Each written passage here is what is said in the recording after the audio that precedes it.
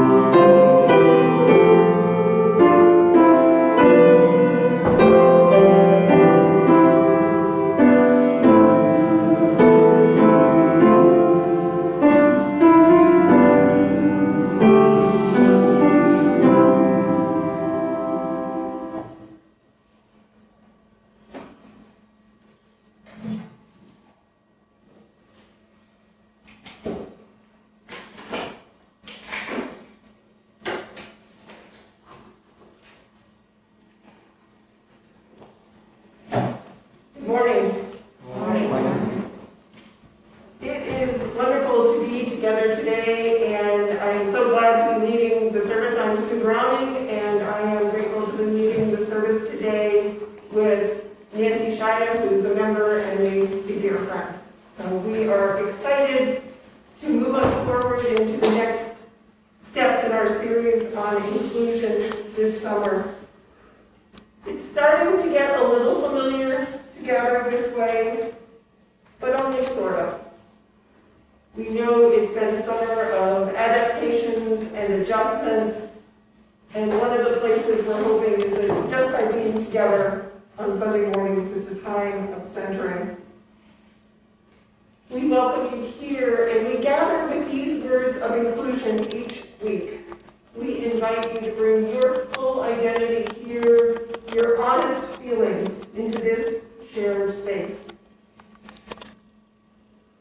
We came up with a theory. I was working with Emily Cranwell and Nancy Sajda, and we worked on a whole series. We're experimenting this summer. I think post-COVID is a great time for experimentation. So we've got this series on inclusion, and we've been talking about how do we make not only this space, but other spaces in our lives intentionally a place of belonging and inclusion. We could say these words, we know we sort of want to do it, but today we're going to talk a little bit about the why. Why is it we want to do this?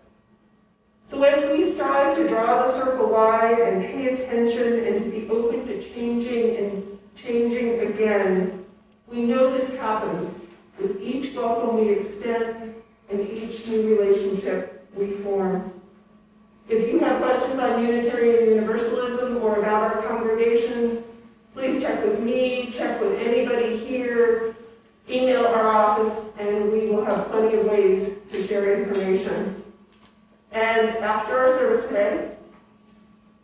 outside for fellowship. It's a little damp. If you do end up staying inside here, we do know that that's just been happening. Please keep your mask on the entire time you're in our buildings.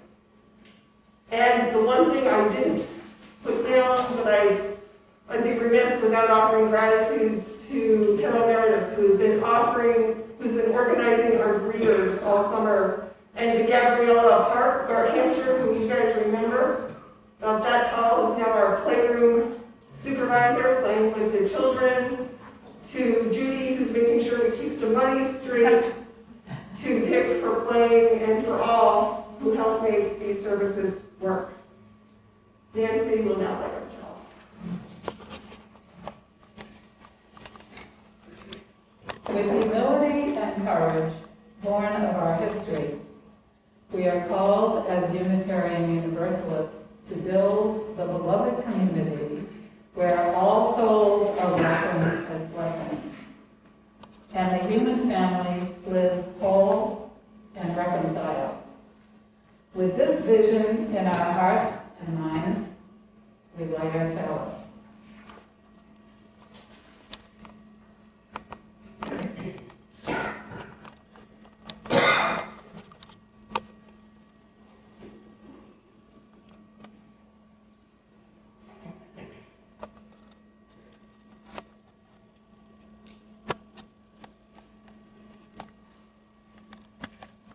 I invite us now to share in saying the covenant of our fellowship.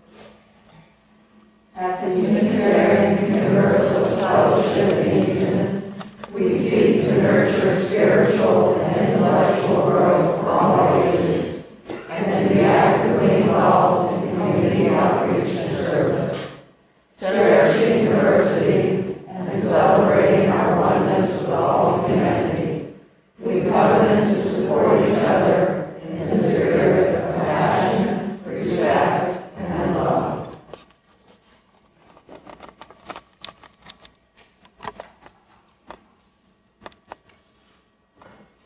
One of the things I was taught at some point is the microphone gets used like an ice cream cone. Right back here, we're going to do joys and sorrows, and using the mic allows us to all hear one another. So we gather now, building our community by sharing our personal joys and sorrows, our milestones in life. And so I'm going to go ahead and light a first candle, and then I will light candles for you, and Nancy will come around to anyone with their hand up to share a joy and sorrow. We do ask that you share your name, so we all get to know one another, and that we will try to take a little space between each joy and sorrow so we can reflect on what we've heard. In a moment, I light our first candle, and it feels like a very packed candle. We light that first candle for all it means to live in a time of pandemic. The first candle for those in Haiti,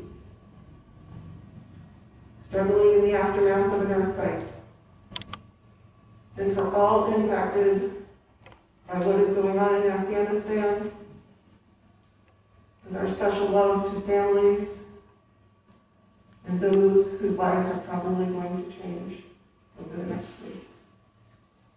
I'm going to, in a moment, light that first candle, and then we'll just take a moment, and then Nancy will come around as she sees hands.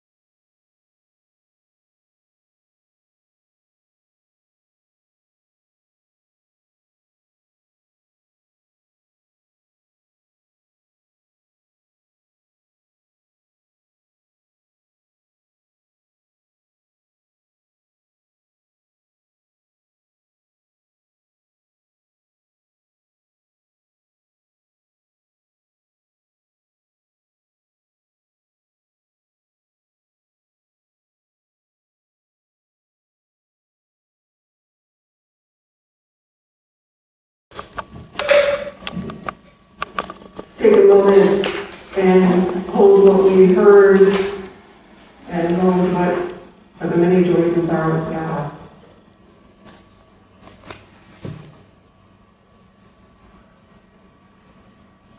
Amen.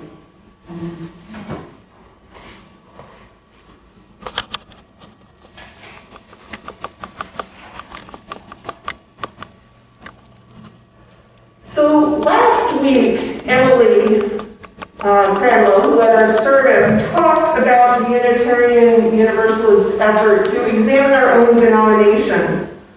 She looked at practices of inclusion, and she also looked at places where there have been concerns. She co-led the service with Lee.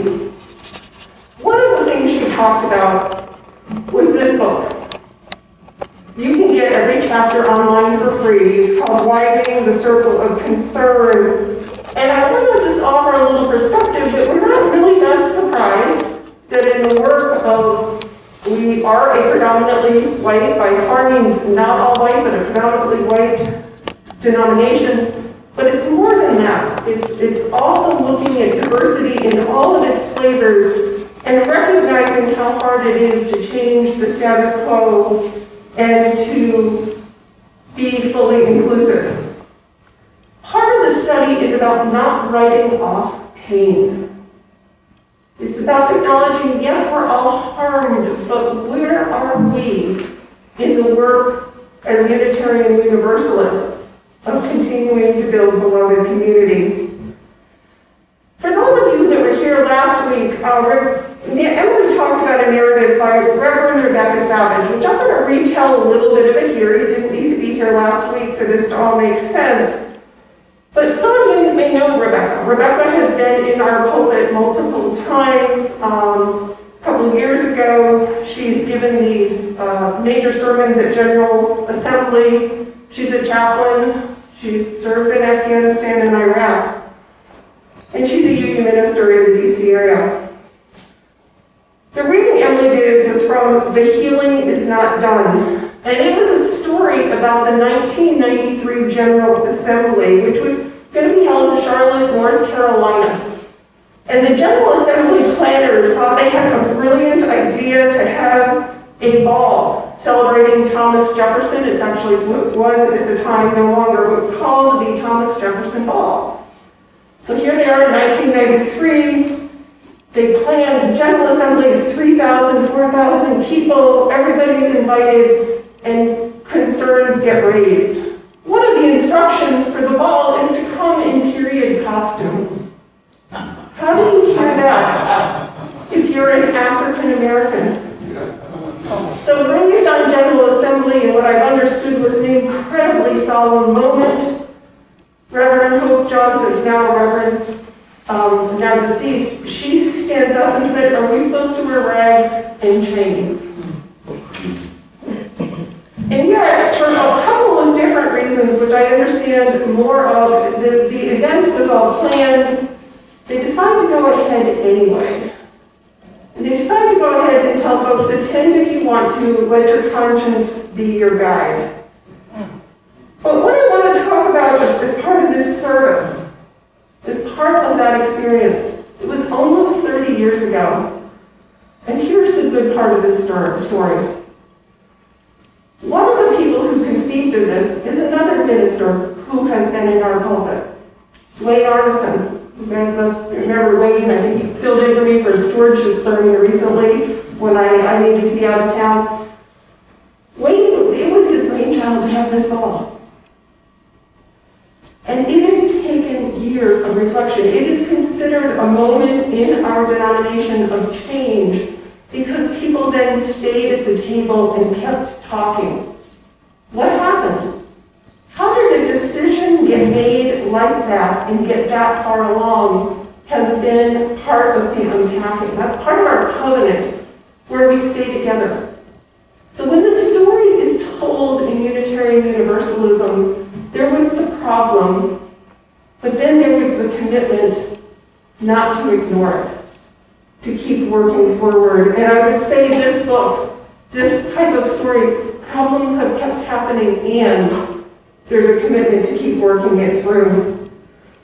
So in a moment now, we're going to hear another teaching story. Nancy is going to do a reading that is in Widening the Circle, and they have what they call composite teaching stories. So it's not exactly the experience of one person, but it's combined with the real experiences of the few folks. So today, Nancy's going to be at the microphone, and we're going to hear from a woman named Molly Ramesh. She's a board member in this congregation. She's 35. She identifies as Indian, queer, and a social activist.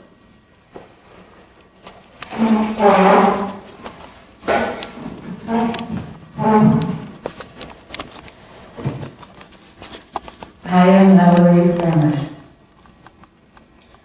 I joined my local UU church after meeting some UUs at a Black Lives Matter rally after a local unarmed black man was killed. The UUs I met were members of a church in a nearby city, so I did some online research and picked my home church because they had information about becoming a welcoming congregation on their website. After a couple of months of attending service and a book club, the minister asked me to join the board. I thought this was kind of rushed.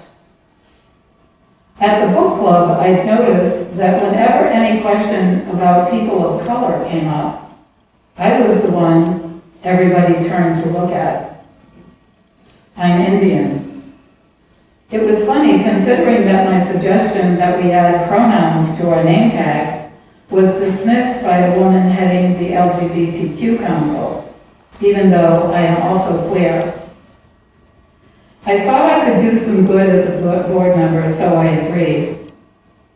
Despite reluctance by some established church leaders, we participated in the white supremacy teach-in in 2017, though even then our involvement was limited to a single service and reflection. At the following board meeting, I inquired about how we planned to implement the recommendations from the teach-in, adopting the 8th principle and doing a church-wide racism audit. Our outgoing settled minister shut down the conversation and suggested it would be more appropriate to bring up the issue with our interim minister. When I did so the following meeting, the interim minister said she wanted to wait until she'd gotten to know the congregation. The next month, our interim said she wanted more time. At the following meeting, the issue was pushed to the end of the agenda, and when another issue turned into a long discussion, the majority of the board members decided it was too late to discuss anything else and voted to table the meeting. Leading up to the next meeting, I wrote 2 emails to our board secretary asking for the issue to be placed on the meeting agenda. Both emails were ignored before they finally responded to the 3rd. At the meeting, I decided to bring up my concerns with how the recommendations had been handled, especially considering that the adoption of a practice regarding environmental justice had passed easily and with no similar delays.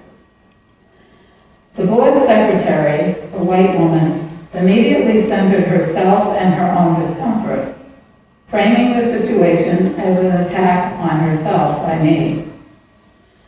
The issue was left unresolved at the end of the meeting. It was extremely uncomfortable for me.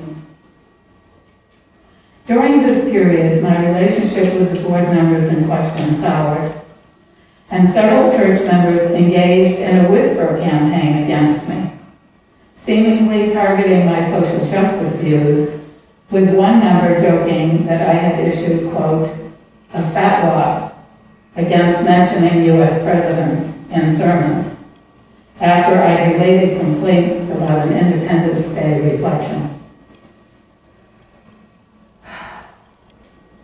Unwilling to encounter this on Sunday mornings, I stopped attending, though I finished my board term.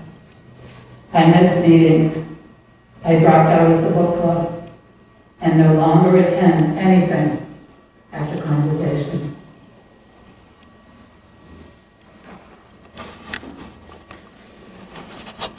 So we are going to now have a question that we're going to throw out there, and as we go around, just a reminder, this summer, we are going to change this up after one more service, but as you have a chance to share, we invite you to share your own truth, your own experience, and not responses to, somebody else's truth, but give us a chance to speak into the center of the circle.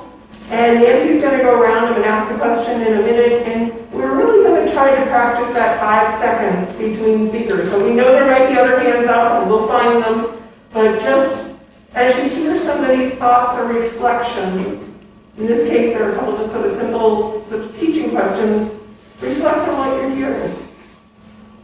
So my question is, we've got Molly Ramesh, 35-year-old woman, LGBTQ identity, that's how she identifies, experience at a Black Lives Matter rally. What do you think she was seeking the first time she walked through the doors of this congregation she found online? Use your imagination. What can you imagine? We know we don't have all the data in the story. What can you imagine she was seeking when she showed up that first time?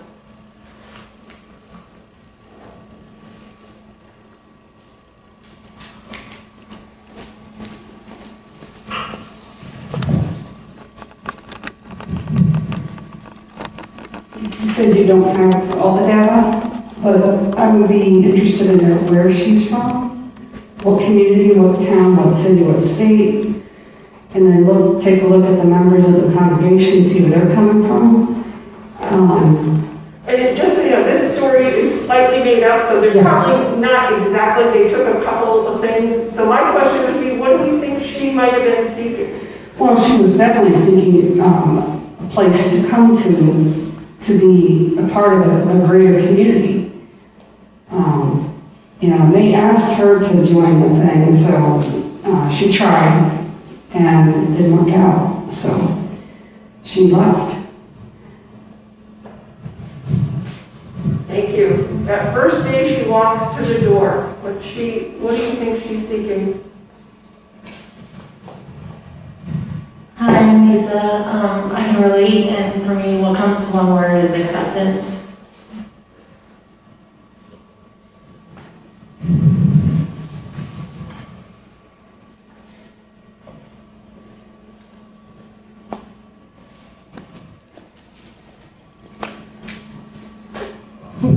I guess I think she probably would have been looking for a non-judgmental environment, a feeling of being accepted for just who she is.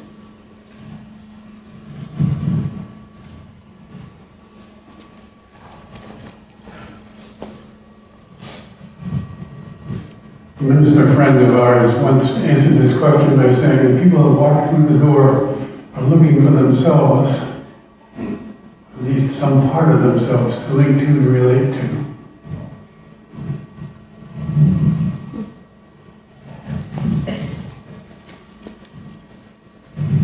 I imagine she would feel hopeful. Things are going to work out.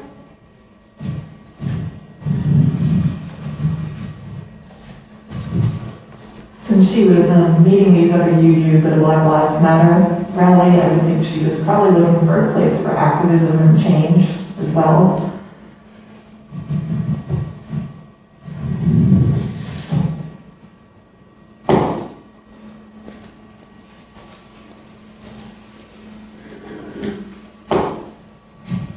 I think when anyone comes through our doors, they're looking for a community, something to share with others, and to feel safe.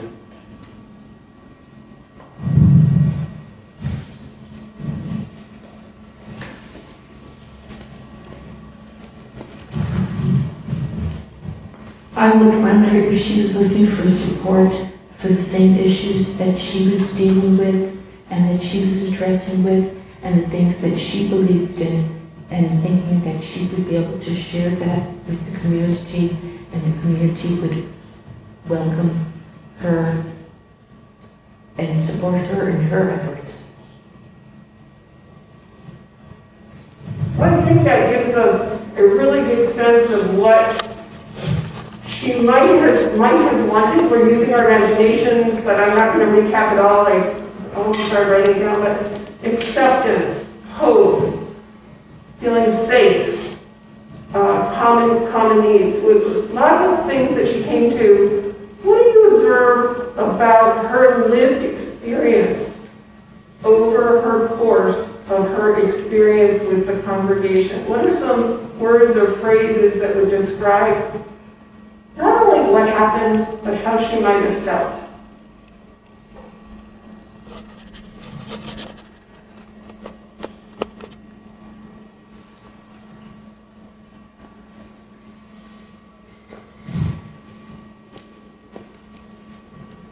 I would say certainly frustration and disappointment, for sure, of how she and her writings were received.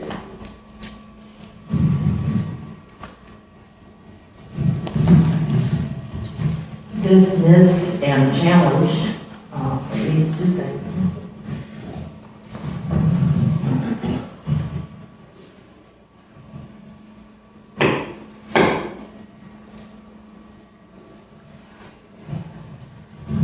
Towards the end, I imagine she felt isolated.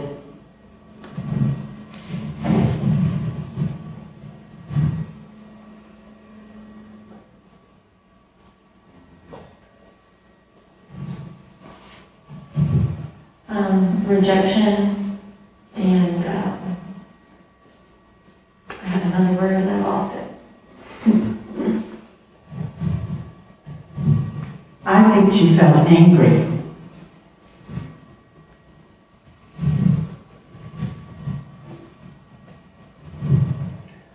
I think she came to believe that she was simply a token inclusion person.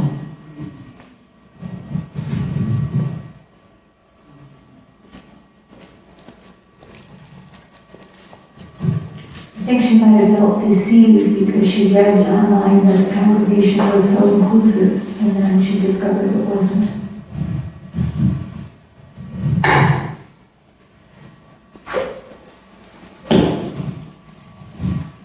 I think she felt a deep sense of hurt, of pain, and that can be a very physical thing as well.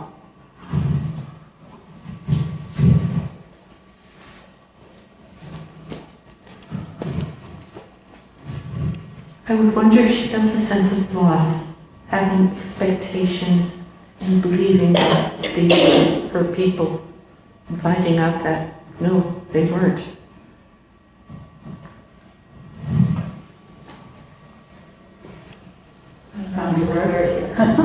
Very confused. Confusion. So we're going to have another chance for sharing, so if you have some more, great to hold on to that. Thank you, Nancy. Just take a moment and think about the emotions of that first experience and the lived experience. Just picture a typical UU congregation, whatever typical means.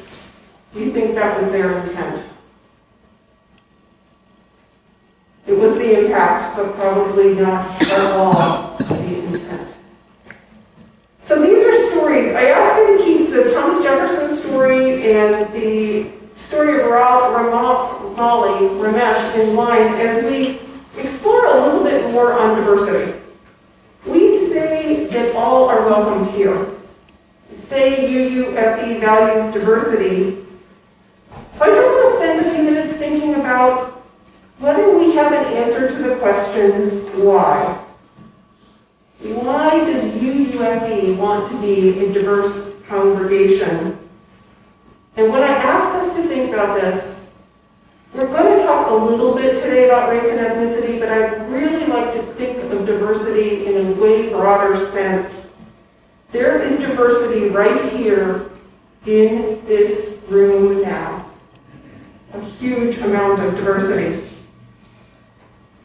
Diversity a word that you might think of as difference.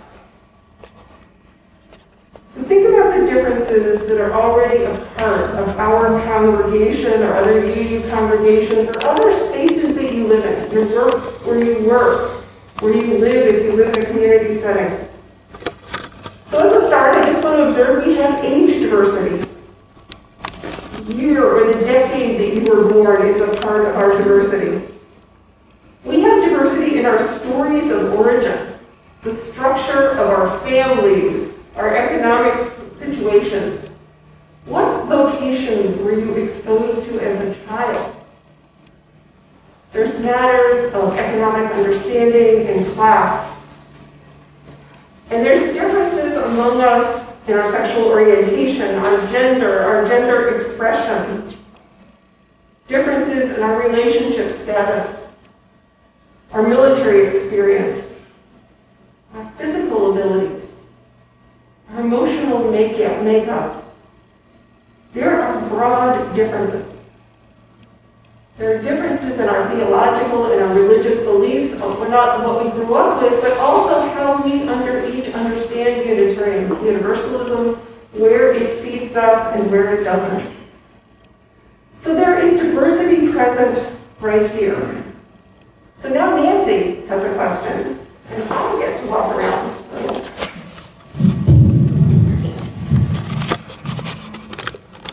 Why might you want to be part of a diverse congregation? Why might you want to be part of a diverse congregation? And think across all the differences, all the possible differences.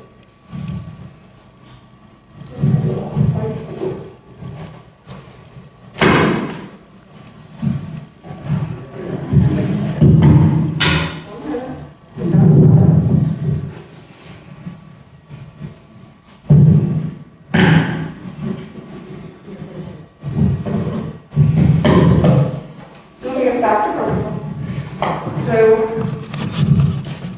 any thoughts? To broaden my awareness.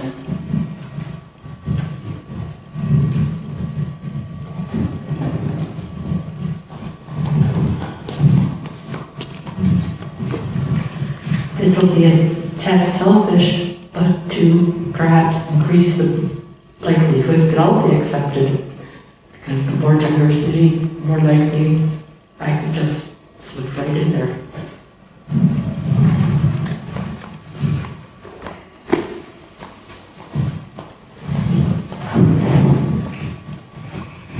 There's an inherent worth and dignity in every individual, so in order to understand that, we have to be fully open, even though they may be quite different from what we know and experience in our life. And Emily and I talked after the last service. We've actually been debriefing over the services. Is when we think of those who are here, us and them, just an awareness of how fragile that line is. There, how we use those understandings. It's important. To be part of a more informed and interesting community. And I would say because we are all a part of humankind.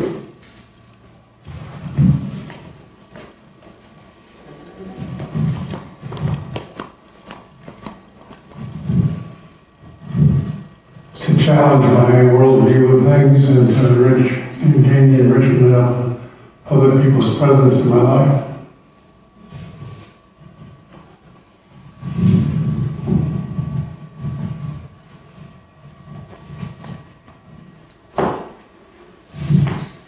I think because of my age and geography, I mean, I came from right here, and so growing up, I was, it wasn't my choice, but I was in segregated education. It was not until even after college I went to a more diverse place in New York, and I worked on a newspaper that was very, they would actively recruit people of different backgrounds. And first time in my life, I had supervisors who were different than me. And so I've been interested in being exposed to diversity in that way.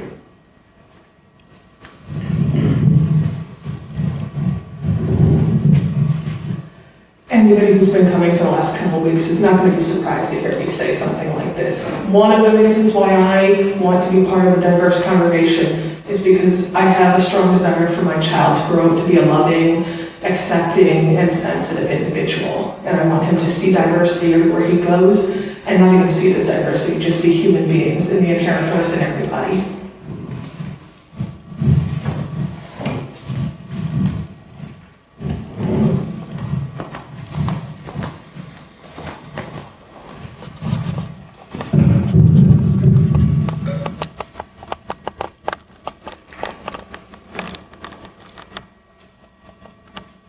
So, in our reading about Molly, we don't know that much about the church she joined. Was the board diverse as it was making decisions?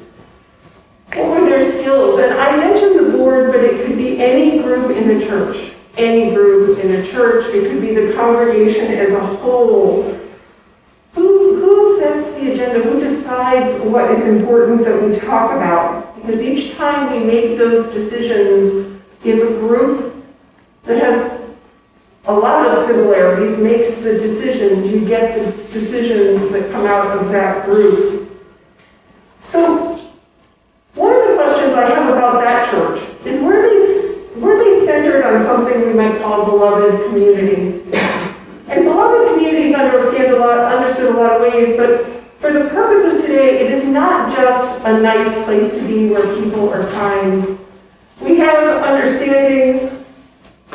I'm going to read the definition from Martin Luther King, which, there's a lot of understandings, but it's a global vision in which all people can share in the wealth of the earth.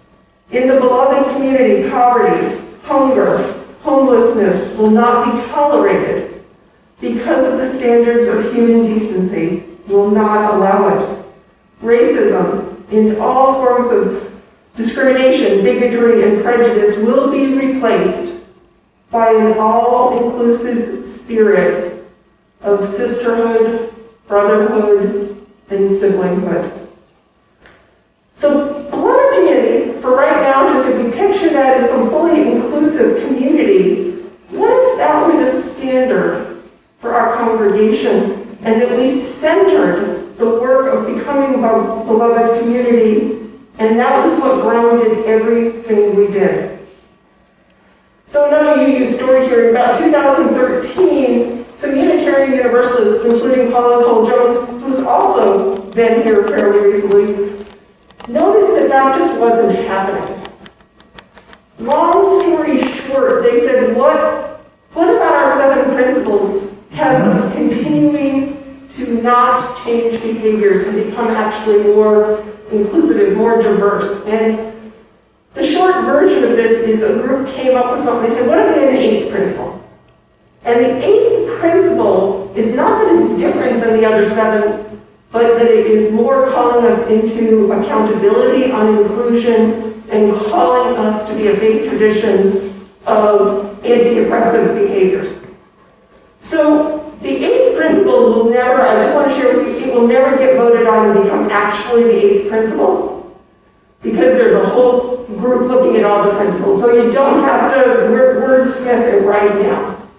But here's the principle that's under consideration, and we'll talk just briefly about it. It would say, we, the member congregations of the Unitarian Universalist Association, covenant to affirm and promote, and I will say that is the beginning of all the principles, journeying towards spiritual wholeness by working to build diverse, multicultural, beloved community by our actions that accountably dismantle racism and other oppressions in ourselves and in our institutions. So think about that. What it's saying is that we would have a principle that would center that our purpose is about building diverse community. Diverse in many aspects. Think age, think all of those things we talked about before, where everyone's needs are cared for, where everyone is respected and valued not by words, but by specific practices and policies. And that as you use, we would be accountable to this for our own actions and our congregation's actions. It's very much of a walk the talk principle. What if we had that posted everywhere? So the first day somebody walked into this room and they walked in the foyer, it says we are an accountable congregation. So at this point, just to give you a little bit of the data side of this, it's really a grassroots effort. I talked to Paul Jones for a long time this week to find out what was going on with the 8th principle. At the UU level, people are looking at all the principles, but at the congregational level, they are now up to 117 congregations out of about 900 have voted to adopt the 8th principle. Most of the congregations took a full year of study before they did this. And once they do that, what they're saying is the work is not to adopt the 8th principle. The work is then to adapt policies and practices and everything around that accountable centering. When I was talking to Paula, she said she can actually sort of tell when she meets a new congregation if they have done that work of the 8th principle. She can literally feel the difference by the nature of the questions they ask and their karma and their energy around this accountable work. So it's an intention to change, and it's an intention about inclusion. She's also saying that a lot of these congregations feel very much part of a national momentum. They know that this is being done at the grassroots level. It's not being done easily. So maybe it's something. We're not going to ask that question this morning, but I think it's something for us to think about as a congregation, because it would take commitment to do that. It would take some of our volunteer efforts, and it would not be something you just do one time. So Nancy has your take-home question for you, and then we'll wrap up the service. So we're not going around on this one. It's your homework question. Well, before I put that question, I'm going to take advantage of the fact that I'm co-leader and I can speak when I like to. I think one of the important things is that we all here, I believe, think that we are welcoming to everyone who comes in. It's who we are.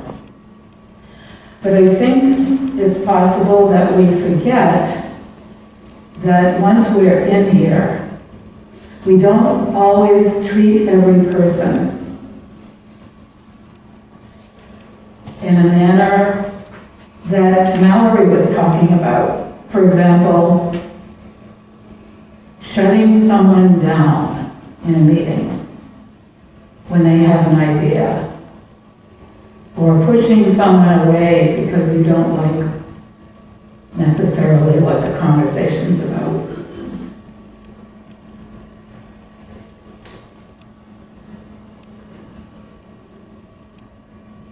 I don't know the thought I wanted to share, and it just went right out of my head.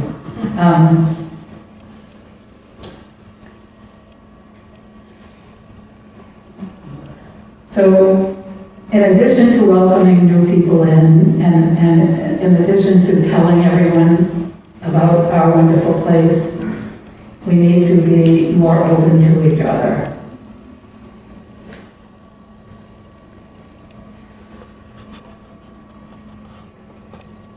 The take-home question: how important do you think it is to UUFE, or to you personally, that we have a diverse congregation? And I just remembered, and I'll say this again, I just remembered what I'd forgotten. So I remembered by looking at David Stevens, because David introduced us at the Soul Matters group to Ian McGilchrist, who's a guy who's written... Stop. Microphone. What? Mic died. Okay. Well, I don't I can talk loud, right now, inclusion is, okay. So David introduced us to a guy named Ian McGilchrist who has written an extraordinary book about perception. And I learned lots about myself by reading about the book and listening to a lot of him on YouTube. So how does that pertain to this? One of the things I think I want to do better is to not draw any conclusions about a person just by meeting them and seeing what they look like. I mean, we all know that. Don't judge a book by their cover. But there are, I was going to say millions, that's overstating, but there are lots and lots of things that you don't know about me. And until we get into a real conversation at coffee hour or wherever, you don't really know who I am. So let's kind of peel down the layers of each other and get to know who we really are. That's what acceptance is about, in my view. How important do you think it is to UUFE, or to you personally, that we have a diverse congregation, and why is it important to you?